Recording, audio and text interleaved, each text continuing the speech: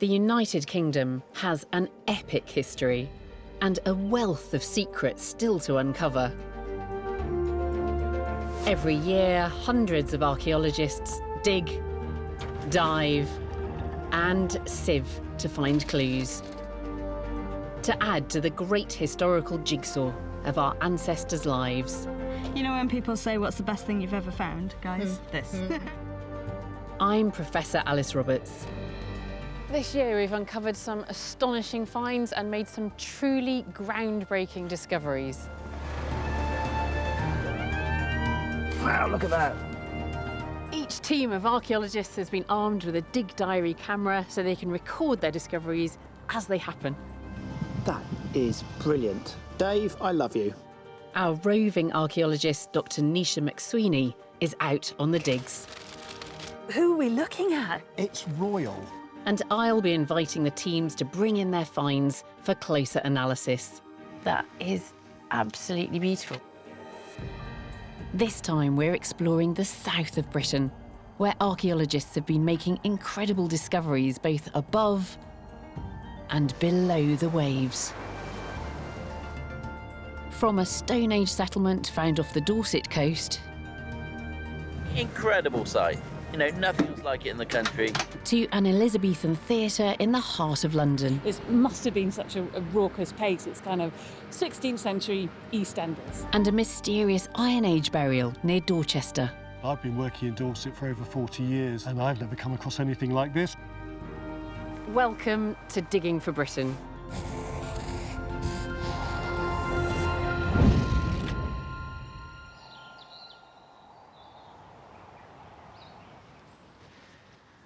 After the invasion of Britain in 43 AD by the Roman Emperor Claudius, it was here in the south that the first forts and settlements grew up.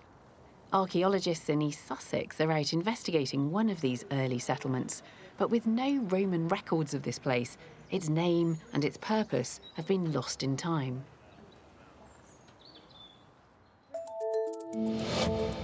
The excavation is located around 10 miles northeast of Brighton, in the village of Barkham. The site was first discovered in 2011 by chance.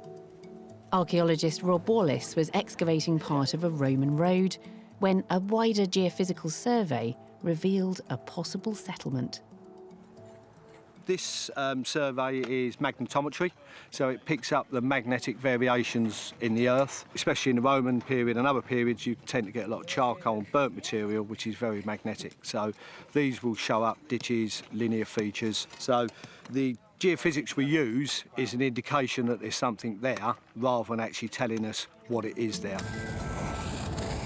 Artefacts already uncovered suggest this settlement was already in existence by 70 AD, just 27 years after the Roman invasion.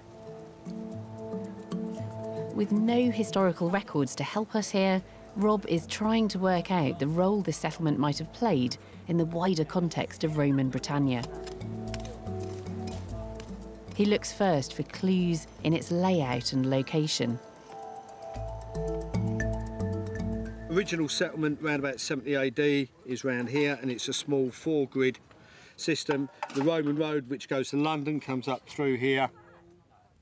We have the Greensand Way, which is the east-west route, which goes to Hardham and then Chichester. And we have a road going eastwards to Arlington and then on to Pevensey. As well as the roads heading off in all directions, the settlement is also very close to a waterway. The River Ouse is a tidal river. It was probably a lot wider and shallower in the Roman period. The Romans would have used flat-bottom boats anyway, and it's an easy way to move mass bulk. So possibly grains and things like that, iron ore that's coming out from the Weald. While the Romans are famous for their road building, waterways were just as important. They used seagoing merchant ships to transport goods in and out of the country, and river barges for transporting goods within it. So you can move stuff in mass. They can move around the rivers rather than on carts, which is more costly and time-consuming. So basically we have north, south, east and west covered from this location. This is a key revelation. The site was well connected by roads and river to other Roman settlements in the region.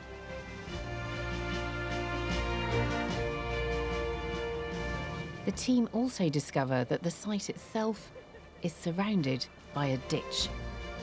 If we look out here, you'll see that hedgerow, which goes all the way up to that corner. It's then coming all the way up, 3/4 of the way up to there. That hedgerow is this enclosure ditch, is the inner enclosure ditch. It then comes back across the site, it levels up with the oak tree and comes down to form this around it. The ditch suggests a certain level of fortification. It meant that you could only get in through approved entry points. The ditch was a way of controlling who and what came in and out of the site.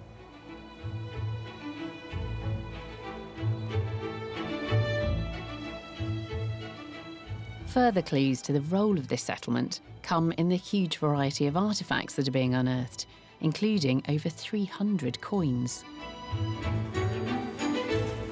So here we have a Septimus Severus coin, around about 198 to 200 AD, which is silver from this year's excavation. Yeah, so there's quite a collection. They date from early Roman right the way through to 435 AD. Along with the coins, evidence is also building of a site rich in material goods coming from all over Britain. This is a mortoria bowl. This is a whiteware, possibly from Oxford, and they normally have a grit inclusion in the actual base, and these are used for mixing, so they'll have maybe greens and stuff like that with olive oil. There are also goods coming in from further afield. So here you have a lion attacking another animal. You've got different gladiatorial scenes throughout. This is a great example of the classic red Roman pottery known as Samian ware. As it's got the maker's stamp on it. It's been manufactured in Gaul, which is France, modern-day France, from the Roman period. They're even finding pieces of Roman glass. You can see some inclusions in it if you look up to the light. There's some little bubbles. But this would have been the neck and possibly comes out to a square bottle. There's no evidence for glass making from scratch in Roman Britain, so once again this is evidence of luxury goods being imported from across the Roman world. Caught on their dig diary camera, the site is continuing to yield a constant flow of intriguing artefacts. I'm sticking my neck out on this one, but it could be the... There you go. Oh, look at that. Maybe that is that. Like it grew there. Wow. Like it grew there, look. This year, the team are also finding evidence of manufacturing processes taking place within the settlement itself. We've got a part of a kiln here in situ, and that is the base of it, which would have went across and up to where the white chalk is. This kiln could have been used to make tiles and pottery for the town, or potentially for export. The finds are helping to paint a picture of this forgotten Roman settlement. The archaeologists have unearthed artefacts that have arrived here from across the Roman world, as well as large numbers of coins. And then there are those road and river access routes.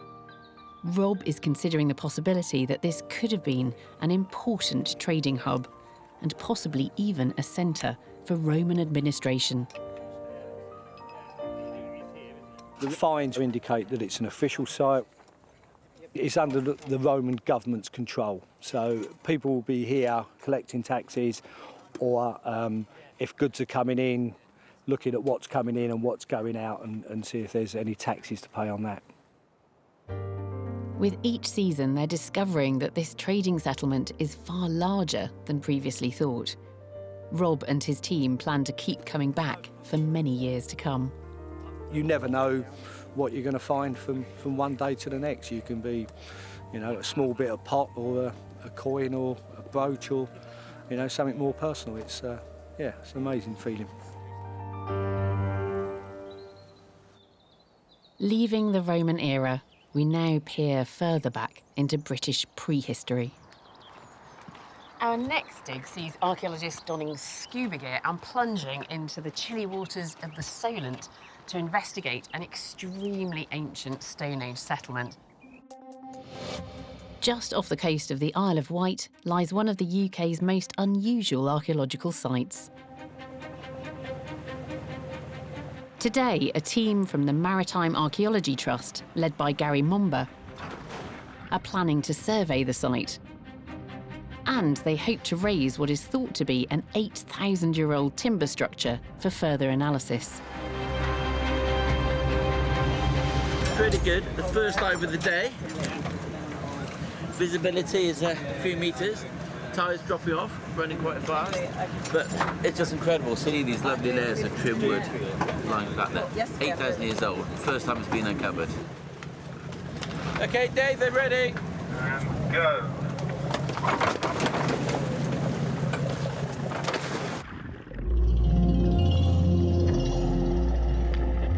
Lying just 11 metres beneath the waves are worked timbers that date back to the Mesolithic, or Middle Stone Age. The Mesolithic was a time before farming, when the people living in Britain were still nomadic hunter-gatherers.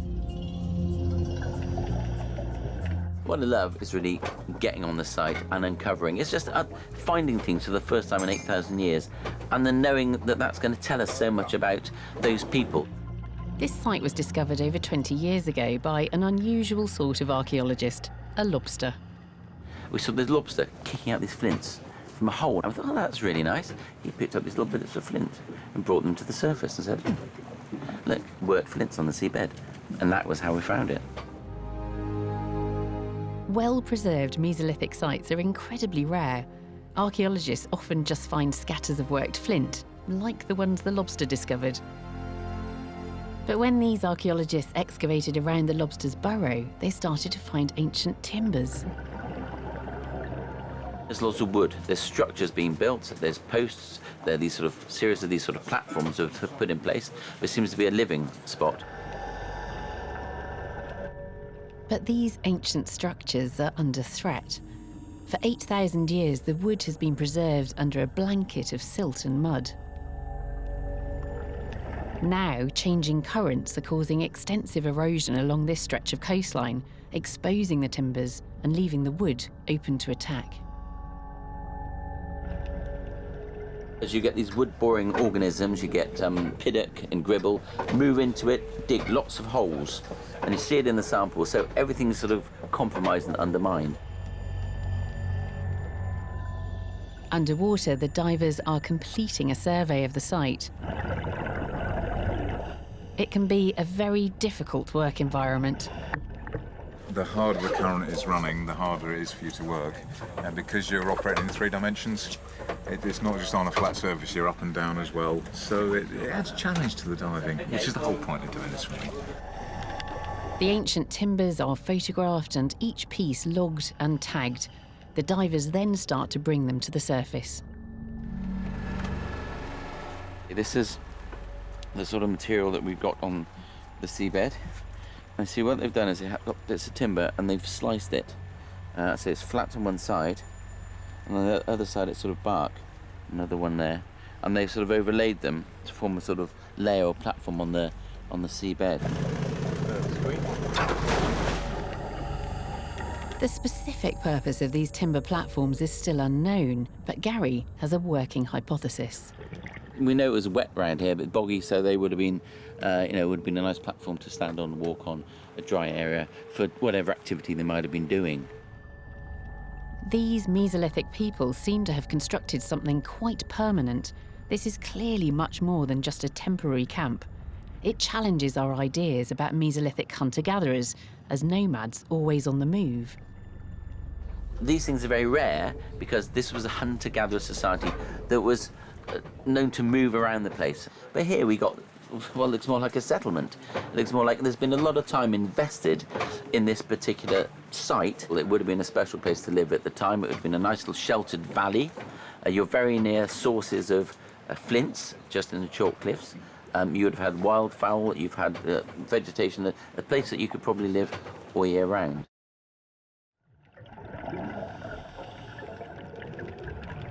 Over the course of the day, the divers have been steadily bringing up the whole Mesolithic platform, piece by piece. Coming up from the last dive, Gary brings up the final parts. That was good. That's the last big piece on top. They've all come up in much more pieces, but this was a big plank sitting on top. Degraded, but it's just one hefty piece of timber. There's just, you know, there's a whole landscape down there that we really want to... It's just not enough. We need more time. Incredible sight. You know, nothing else like it in the country. All of the artefacts that were lifted from the seabed are now in the National Oceanography Centre in Southampton, and our roving archaeologist Nisha Mweeni is visiting their labs. Okay, yes. So what we're going to do is take you inside. Excavating an underwater prehistoric site has its challenges, but piecing the finds back together is a whole new headache. No. So, Gary, what are we doing today? Well, these boxes contain all the artefacts, all the parts of the platform that we lifted. They've been in cold storage. We're going to get them out now, and we're going to reconstruct them for the first time. Oh, it's cold. That water's cold. So we keep them cold and dark and in fresh water to minimise the degradation and to keep them stable for as long as possible. We got to spend time analysing it and recording it. And it's only when we've done that we can extract the information that will tell us about these people, of which we know so little. They're still really delicate. I guess we have to handle them with a lot of care. A lot of it's been eaten away by these marine boring organisms. They drill down into it. See the grain of a worm that's gone through. It tracks through here. The platform is quite a complex structure, made up of several layers of what once was interlocking wood. We don't have any other blueprints of Mesolithic platforms. This is the first one. The structure is one thing, but there's also how are they doing it, and how are they converting trees into different sorts of planks, and what tools are they using. So all those sort of questions will come out of this. Each piece was given a unique number underwater, which we should now be able to match up against the team's photographs. It's quite a challenge to rebuild. So this is piece 51. Which is this one here. That so one. now I have to turn it around the other way. Right. This one looks like it's 022. Or 25. Possibly. 20 smudge. Oh, that's a big bit. Another one. There's a big bit. It's a puzzle, and I'm puzzled because it's not just there, it's different layers. Bits go underneath, over each other, they kind of interweave. It's the whole kind of interlocking, interlacing, puzzle-tastic platform.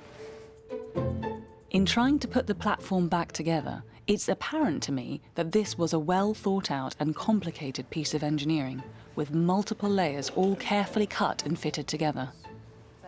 This is a pre-settlement phase, and yet you wouldn't expect it from Mesolithic people, from hunter-gatherers. It's just incredible to see it. No, you thought they just ran around, broke twigs off and built lean-tos and killed the odd animal, but here they were building these complicated structures. Proper carpentry. Yeah, and very complicated, as we're finding out. Despite what seemed to be an insurmountable challenge, we managed to piece back together the 8,000-year-old Mesolithic wooden platform. That's it there. Beautiful. Ta-da. There it is. Is this the first time it's all been together, reassembled since it came out of the sea? Yeah, this is it. This is the most complete section we have. And it's, well, to me, it's really impressive. It may look like just loads of bits of wood, but really, I mean, this was made by someone 8,000 years ago, laid out for a purpose we don't know because we know very little about these people. This is just one part of a massive set of platforms still lying underwater. We can then start looking at some of the detail on some of the timbers and how they relate to each other. We can try and use that to help sort of interpret the building method.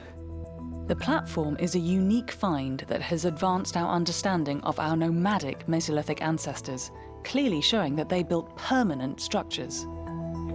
The intricacy of this whole platform, this whole structure, has actually been really surprising. The process of putting it back together has helped me to understand the process of how it must have been made, and it was so carefully, beautifully made. It's absolutely jaw-dropping. Our next dig takes us to southern Dorset and the chance discovery of an extremely rare early Iron Age burial. The dig is taking place in a private cottage garden 8 miles from Dorchester. In 2013, builders were installing a new sewage pipe for a medieval cottage owned by the National Trust. Work came to a halt when they stumbled across some human bones. Archaeologist Dr. Martin Papworth was called in to investigate. To find a JCB bucket full of bones is an extraordinary thing. Obviously, it doesn't happen every day, does it? And, but it just raises lots of questions, doesn't it? I mean, how old are the bones? Is it one person? Is it several people? And why are they there? A bone sample sent for radiocarbon testing indicated the burial dated from around 800 BC, the very early Iron Age. In the Iron Age, people were farming the land, living in roundhouses, building hill forts, and starting to use a new metal, iron, for tools and weapons. It's rare to find burials from this period. People may have been cremating the dead and scattering burned bone, or leaving bodies out in the open to decompose. It's taken Martin several years to raise the funds to excavate the site, and now he's back with a team of volunteers. He wants to investigate how the bodies were buried in order to understand the funeral practices of these Iron Age people. Already they're finding that the graves were carefully constructed. They dug a pit, they've laid the burials or the bones in the pit, and then they've placed the stones over it and buried it. So the stones are the capping to the funeral remains. Over the next few days, the stones are removed and the full scale of the burials is revealed. Martin has uncovered 3 skeletons. Their size suggests they could have been quite young.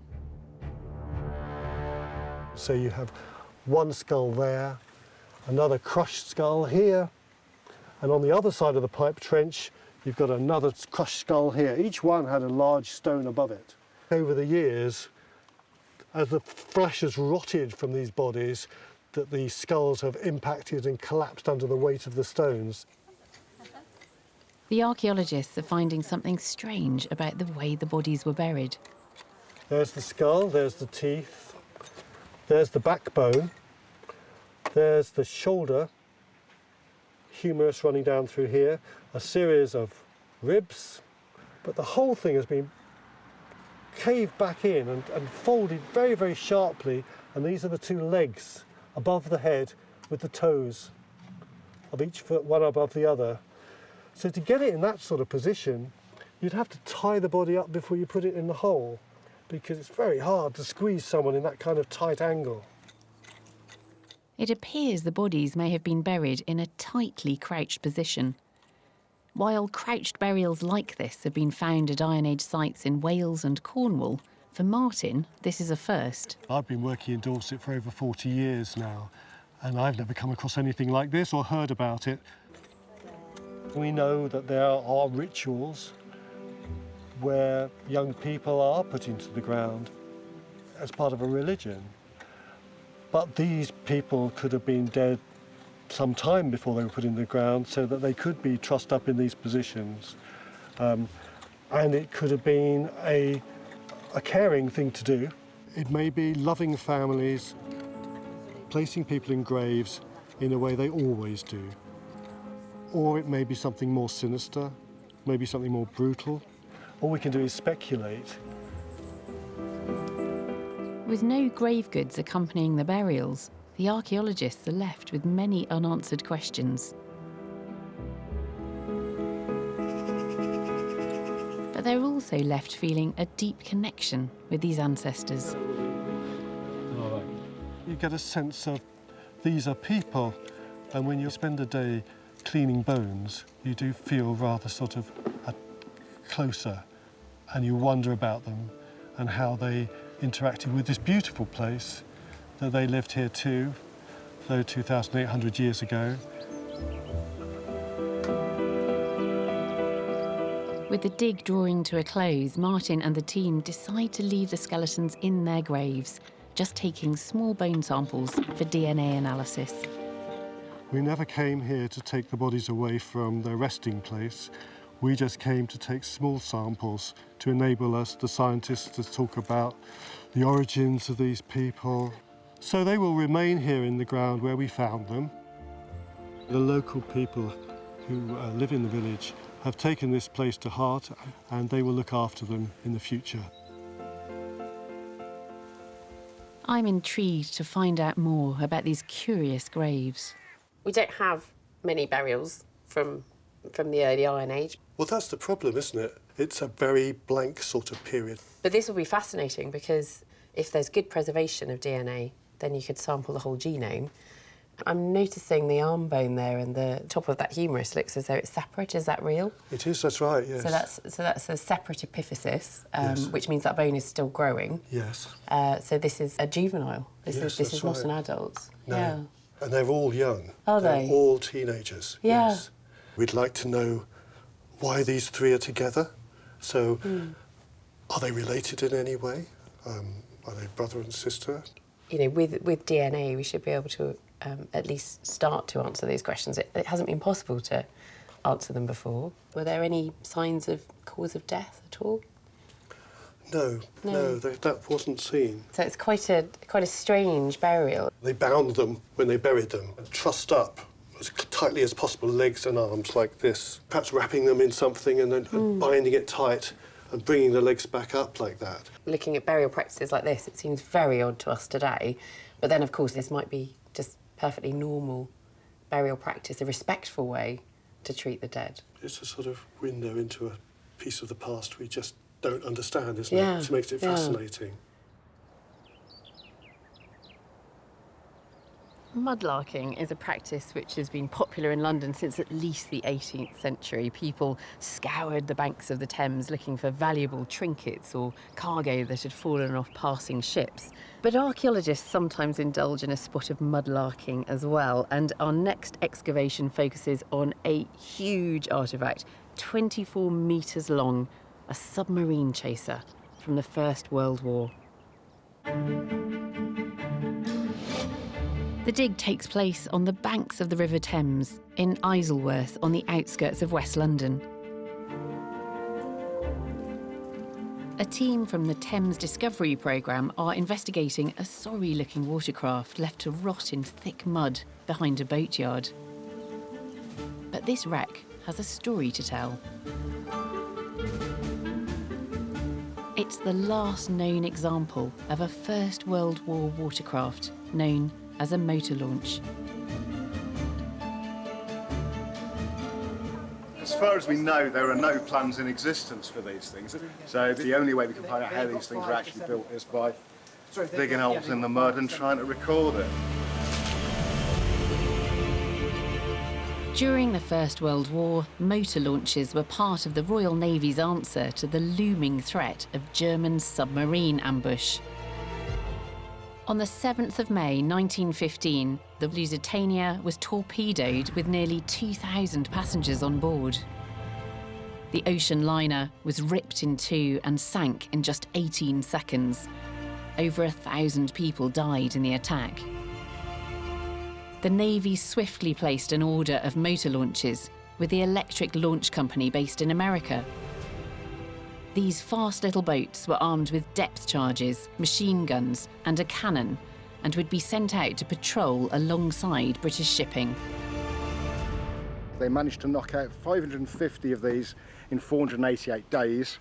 And because the US was neutral at the time, they had to be part assembled in New York, put on railway wagons taken up to Canada for full assembly, and were then shipped across the Atlantic to serve in the North Sea, the Mediterranean, and all around the European coast. This specific craft was called ML-286. Post-war, she was retired from the military and converted into a houseboat. At some point, she was brought here to the boatyard to be patched up, but sadly the repairs proved too expensive, so she was abandoned and has been here ever since. We've been here for 7 days, slowly trying to excavate out the middle of her and try and learn some of the constructional details of the vessel.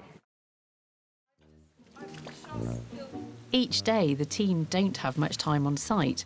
They must gather as much information as possible about this important little vessel before the tide turns. They take measurements and photographs and make drawings to create a detailed plan. But knee-deep in thick mud, this is a far harder task than the average dig.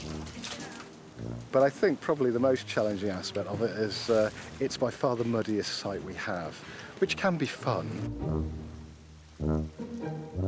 Everything gets covered in mud, but you've just got to embrace the mud. There's no point trying to not get dirty on this side. All week I kept my feet pretty much dry. I've just filled my whole boot with water. Oh no. When the order for the motor launches was placed, it was a challenge to deliver the fleet in such a short space of time. With foundries struggling to keep up with demand, even jeweller Tiffany's stepped in to supply brass. But despite the rich benefactors, the team are surprised at the construction.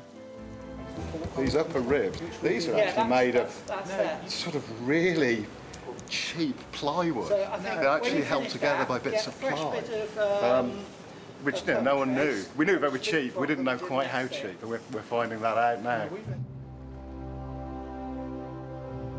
After her duties in World War I, this plucky vessel also served in the Second World War, rescuing British soldiers as one of the little ships of Dunkirk. She was then retired and repurposed to be used as a houseboat on the Thames. Just trying to piece together or tease out the different bits from the original to what was done when she was turned into a houseboat.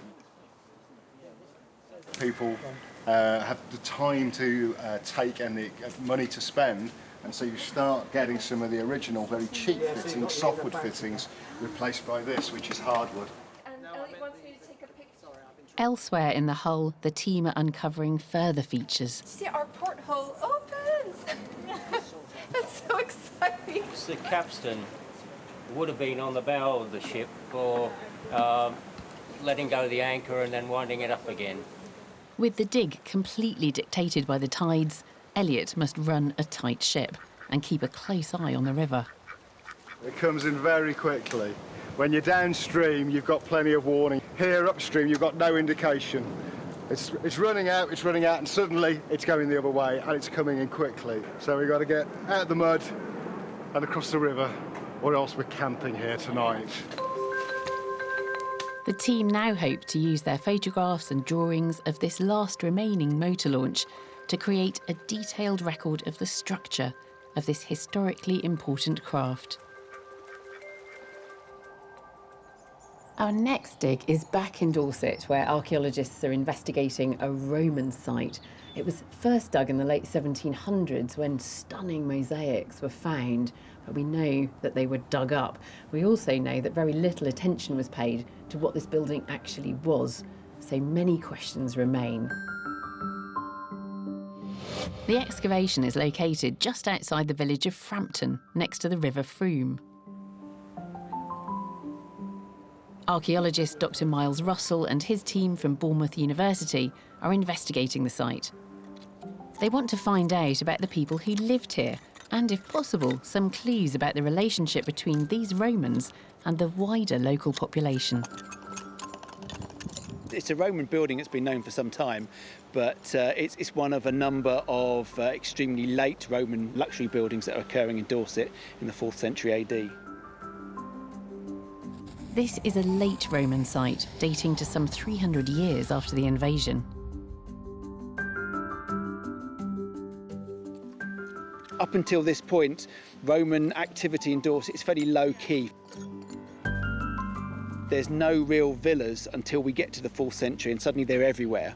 So the real question is, what is happening in Dorset? Why does it take 250 to 300 years, and then there's a sudden explosion of wealth? These are starting to dominate the countryside. It seems odd that the Romans didn't stamp their mark on Dorset until so late. Elsewhere in England, Romans were building lavish villas and ornate temples. They brought with them a Mediterranean style of architecture with painted plaster walls and elaborate mosaic floors. Back Back at the dig, Miles starts to uncover the footprint of the villa. You can see where Harry's working down here. He's found this wall. It might be part of this sort of more extensive rooms coming through.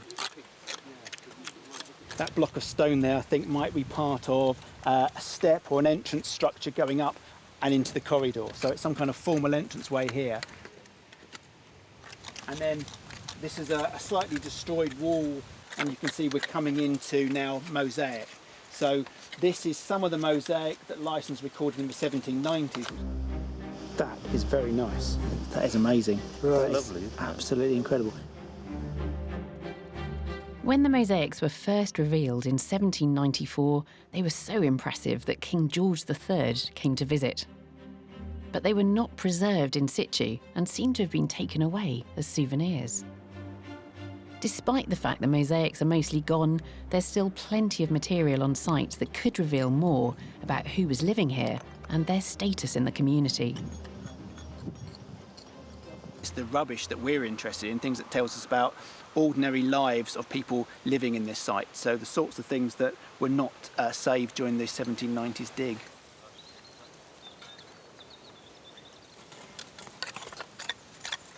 This was a large rectangular hollow tile that's built into the walls that conveys heating from under the floor and up through the walls themselves. So this is basically cavity wall heating.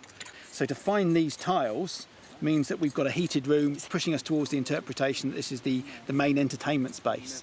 So it's more information that just wasn't recorded in the 1790s. Captured here on their dig diary camera, the team are also unearthing evidence that the outside of the villa was richly decorated. This carved sandstone finial would have sat on the apex of the roof. Wow, that is gorgeous. Dave, I love you.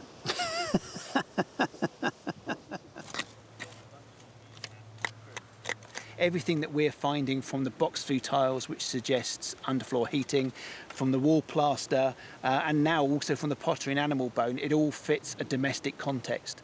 It is a wealthy, high-status building up against the River Frome in quite an exotic and luxurious part of the Dorset landscape.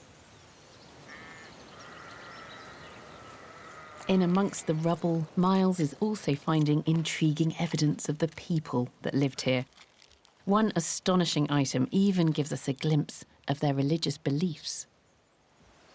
This is a coin of the Roman Emperor Magnentius in about 350 AD. We've got his face on one side, and he was very keen to advertise that he was a Christian emperor. So on the back of his coin, we've got the Chi-Rho symbol, the P and the X. The key thing about this, it's been pierced, so they've worn it around their neck.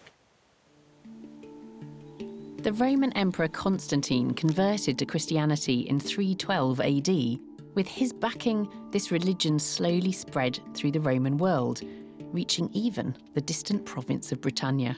And it's a nice little individual find that gives us a little insight to the sorts of religions that were going on here.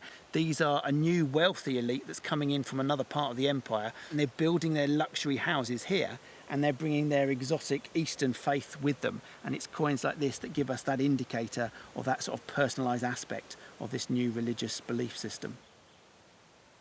But this opulent villa and its Christian Roman occupants are only a small part of the story of Dorset at this time. At another site not far from the villa, Miles is also finding evidence of the people who lived in the wider landscape here. These people belong to a tribe called the Durotriges.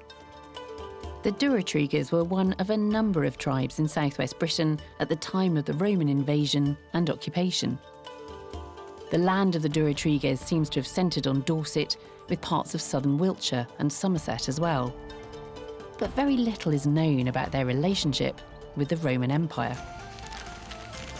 The artefacts Miles has unearthed give us a glimpse into the lives of these people. The Durotriges, the local tribe, are constantly recycling, reusing, and making sure that everything has a purpose. So this is actually carved out of a sheep bone. You can see it's a comb. Other things that we get from native sites around here, we get lots of spindle whorls. So these are sort of the weights at the end of a spindle during the weaving process. We get no real idea of the range of materials they were wearing. The only real dress indicators that we get are often like this little bronze pins or brooches. This is much like a modern-day safety pin. It seems that the Durotriges lived peacefully alongside the Roman settlers, but these artefacts appear to show the Durotriges maintained a strong sense of their own identity. This is probably a wine vessel or possibly an alcohol, sort of a beer or mead cup.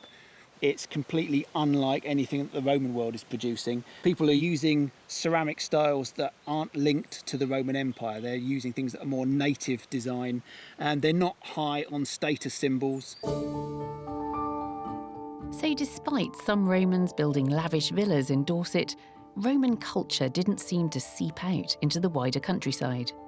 As far as we can see, the locals here, the Durotriges tribe, didn't embrace Roman culture at all. They don't seem to be impressed by or want to be part of that Roman system. They don't seem to want to be Roman. I've asked Miles to bring in some of those fascinating finds for closer analysis. So you've got this pattern where you've got very different material culture in the villa compared with sites in the surrounding countryside. What does this tell us about the people of Dorset and how they engaged with being part of the Roman Empire? I don't think really sort of engaging with it at all. You know, whereas in the east we can see Roman villas, we can see Roman culture, right the way down to native settlements. We've got high status Roman pottery and so on. There's none of that filtering down to the natives here in Dorset. It's fascinating because it shows us how dangerous it is to look at a scenario in one part of our country and then extrapolate that across the whole nation. They are existing within the Roman world, but for whatever reason they're not choosing to be Roman. So what are these objects? So we've got a range which are all native. We've got sort of combs, we've got spindle wheels. There's a whole range of craft activities. So are these brooches not Roman then? No, they're not. Is that more of a kind of native British design? Is, yes. I mean, we see these really from about 80 BC onwards. We see them going right the way through the Roman period, but it's not something that is Roman at all. It's not influenced by the Roman world whatsoever. That's fascinating. So you're seeing a completely different culture. Yes, British I mean, the Roman fibulae are far more decorated, far more sort of squared and really sort of quite chunky status items. These are quite small in comparison. And then this little bowl, I mean, this is beautiful, but this is very much a British form. Yes. So that's black burnish ware. It's very highly polished. It's made in southern Dorset right the way up until the 4th century AD. And again, you've got that sort of diamond X-shaped design around the outside.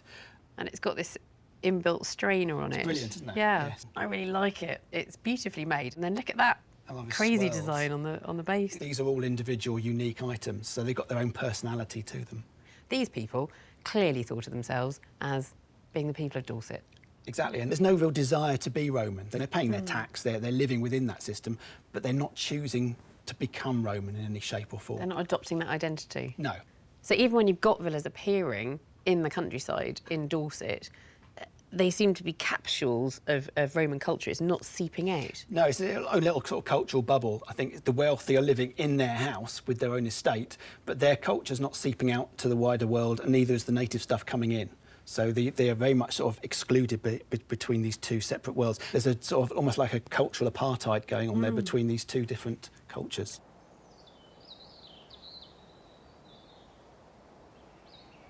We know that the Romans and Greeks loved putting on plays, but it wasn't until the 16th century that theatre as we know it really took off in Britain. And the focus of the drama was London, where raucous comedies and historical tragedies were performed in the open air. For our next dig, Nisha Mweeni joins a team from MOLA, Museum of London Archaeology, as they excavate an Elizabethan playhouse. The dig takes place in Whitechapel, the bustling heart of London's East End. The impending construction of a new student accommodation block has opened up an exciting archaeological possibility. Records suggest that this was the location of a long-lost open-air theatre, built in the back garden of a popular Elizabethan inn known as the Boar's Head. MOLA were commissioned to investigate. We're here to see the remains of the Boar's Head Playhouse. We don't know much about it. It's not a Shakespearean playhouse, but we think it was a thriving theatre. Records reveal that the Boar's Head Playhouse dates from the 16th and 17th century to the time of Queen Elizabeth I. Senior archaeologist Heather Knight is showing me around the site. Where we're standing now is at the back of what would have been the Boar's Head Playhouse. The stage was under where our machine is now. The tiring house would have been just slightly outside of the site. What's the tiring house? The tiring house is like the changing rooms where the actors put on their attire. And where was the inn, the old inn? The inn where itself would would have actually fronted the road, which is Whitechapel High Street. So right down the far side of the site would have been the inn. Playhouses were at their peak during the 1600s and were sometimes attached to pubs. The theatre at the Boar's Head was one of the earliest known in London. There are records of performances taking place in the pub's backyard, but it wasn't until 1598 that a purpose-built stage was constructed. Digging down some 3 metres below modern street level, the team finally arrived at the site of the pub. So what we do, we start taking off the top levels using a big machine, and then slowly as we come down we can see from the finds within those layers that we're going back through time, and then when we get back to the 18th century layers we then go to hand digging, and then we work our way down into the 17th century that way. So can you tell me what we've got here then? And we're actually standing within the foundations for a building that was part of the Boar's Head Playhouse. So you can stand here looking at actors performing on the stage in front of you. This rectangular playhouse makes this site distinct from other Elizabethan theatres, which were more commonly built as rounded, enclosed structures. For example, Shakespeare's Globe, which was built 2 years after the Boar's Head Playhouse. I think the spotlight has been more on Bankside because of the associations with Shakespeare. And I think that's part of the reason the Boar's Head might have slipped off people's radar slightly. It's been overlooked a little bit. So yeah, this is its chance to shine. For a small fee of 1 or 2 pennies, audiences could enjoy a whole afternoon of entertainment. The combination of performance and beer made for a high-spirited crowd. I'm looking at some of the plays that were performed here when it was a proper playhouse.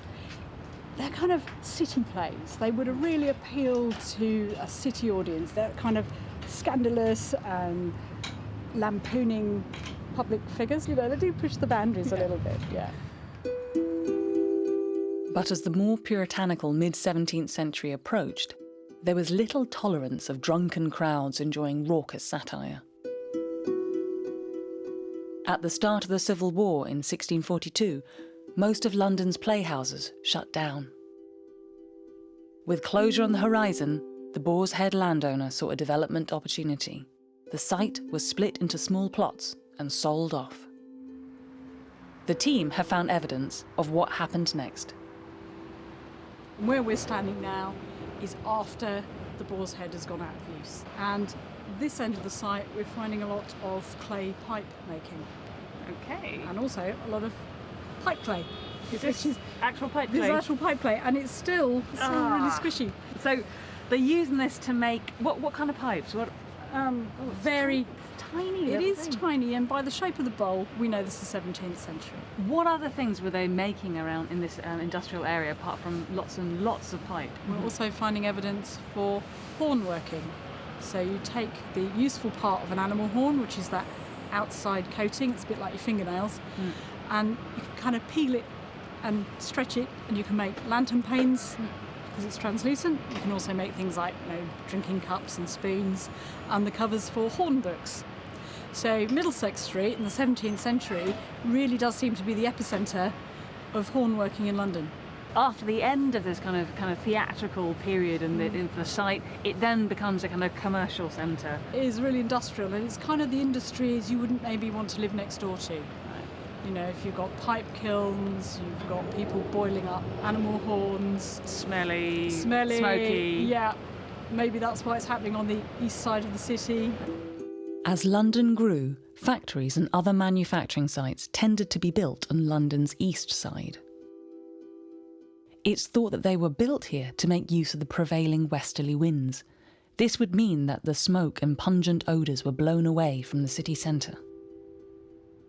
So what are our finds that we have from the boar's head itself? Well, amongst our sort of selection of finds on the table, the things that are really kind of obviously boar's head are beer mugs. These beautifully black glazed 17th century ceramics.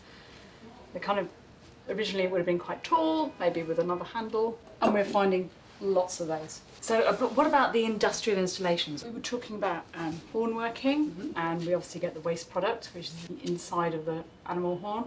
These just get thrown away because they have no use for those. The big thing we have going on is clay tobacco pipe making. We have wasters, the ones that have failed the process, and so they've not been smoked, really clean on the inside. But on the table here we've got part of that actual kiln fabric. So you can see it's really vitrified from the heat of the kiln, and you can actually see how they've used clay pipes within the fabric of the kiln. It's almost like clay wattle and daub, really. It kind of gives the clay some rigidity in the structure.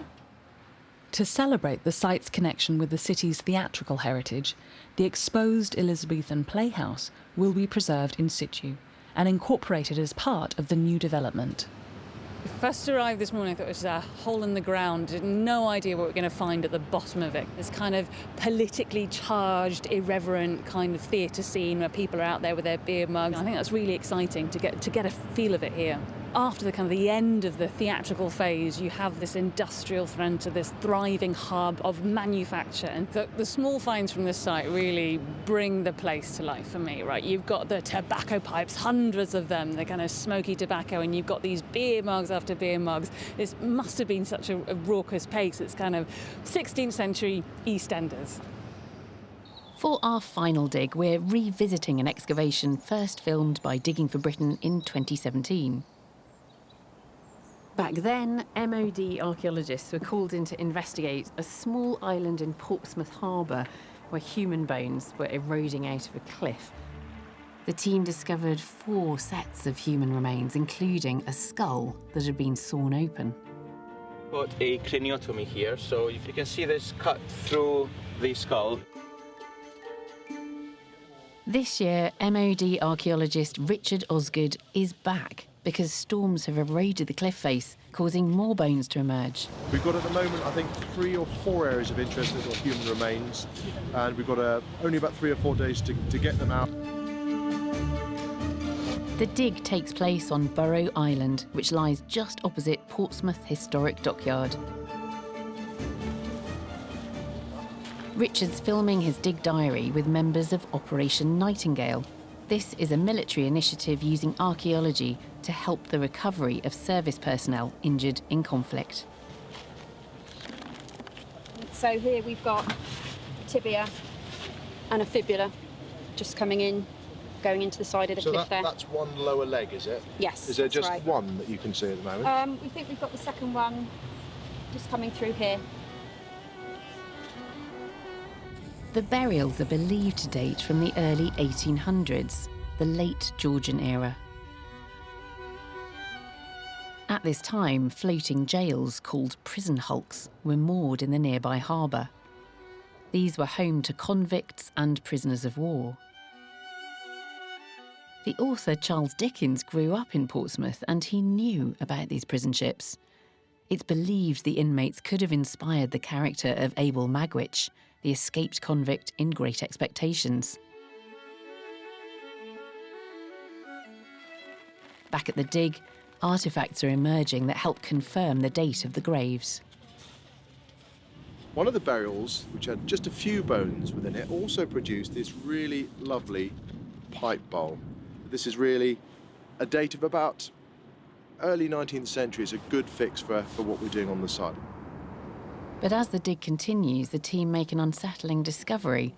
They're finding more graves extending right up the cliff face, far higher than originally recorded. We're cleaning up the cliff, And perhaps that was an error, because when we've cleaned up the face, there are even more coffins that are being exposed. This is a new revelation. The burials are stacked one on top of another. The large number of graves suggests that the island was being used as a burial site over many years, longer than previously thought. So you've got a nice clear coffin that's cutting through this area of the site, but you've got bones either side of it. And what that shows is they've come across an earlier burial and dug it out to put the new coffin in.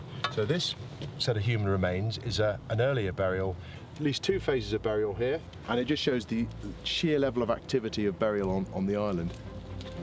With the dig coming to a close, the bones are taken away for further analysis.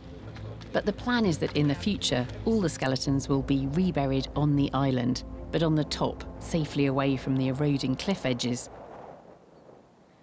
I've asked Richard to bring in some of the human remains recovered this year, including one very unusual find. It's one of the coffins that we saw this year. Actually, there were some other bones that were found as part of that assemblage. We're still looking at human bones here, but absolutely minute human bones, so an infant. Is that unusual? Have you found any infant remains before on Ross Island? This is the first time we found something like this, and in many ways that changes our understanding, maybe our picture of what's going on. Does it mean that there's a female convict who went on whilst pregnant, gave birth, and the infant died?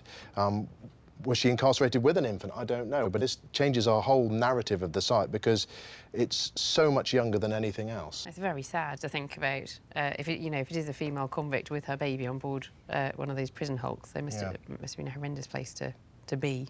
So these are skeletons that have just emerged this year, and there's quite a bit more work still to do on them. But you've been able to advance some of that process with skeletons that have emerged in previous years. That's right, and I've brought one of them in.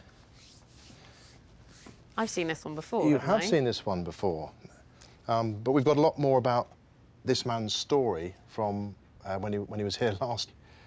He's been subjected to some fairly rudimentary early autopsy work. Yeah. We've been able to get a company to do a facial reconstruction of him, and you've got it there. You've brought that along, haven't you? We can see him there.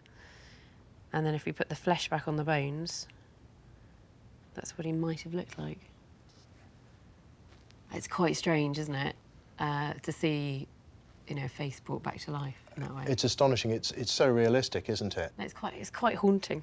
I'd like to think he'd be pleased that we remembered his story and are still telling a bit more about him some 200 years after his demise. The south of Britain has yielded up a rich diversity of archaeological finds spanning 10,000 years of history. We've travelled back to an ancient Stone Age settlement, marvelled at a Roman trading post, and trodden the boards of an Elizabethan theatre.